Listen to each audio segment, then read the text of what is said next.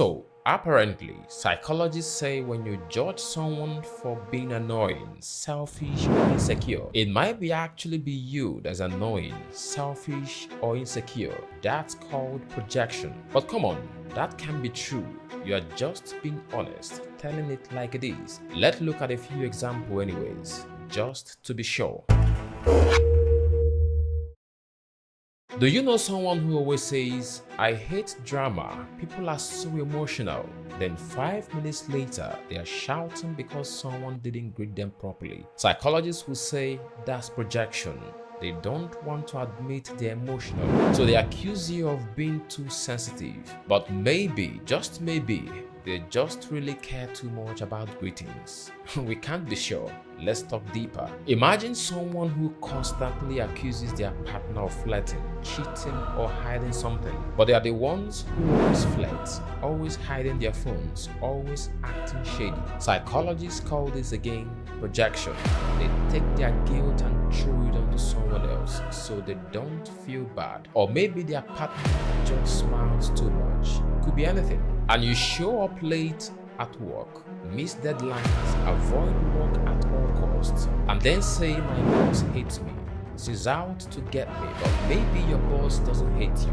Maybe you're just avoiding responsibility. But nah, that can't be it. Definitely her fault. But what is projection really? Projection is when you take the feelings you don't like inside of yourself and throw them onto someone else. Like you feel jealous but say people are jealous. You feel insecure but say people are attention seeking. It's your brain's way of saying, let's not deal with this. Let's blame others instead. And why do people project? Because it is easier. Facing your flaws hurt. So the brain says, not today. It's totally them. It's like flipping your emotions onto someone else so you don't have to deal with them anyways. And so there's a guy in your class or office. He answers questions. He shares his work. He gets praise. And then you think he's always trying to show off. But here's the thing. Maybe he's not showing off. Maybe you just wish people noticed you more. And it's hard to see someone else getting that attention.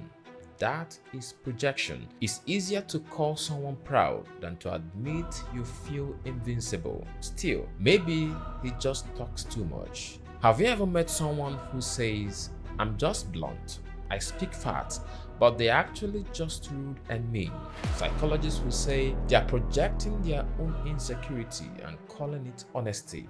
But maybe they are just passionate about insulting people. Could get either way. You weren't allowed to be angry, sad, or scared. So you learn to hide those feelings or pretend they belong to someone else. And now as an adult, you still do it even without knowing. Have you heard someone say this before?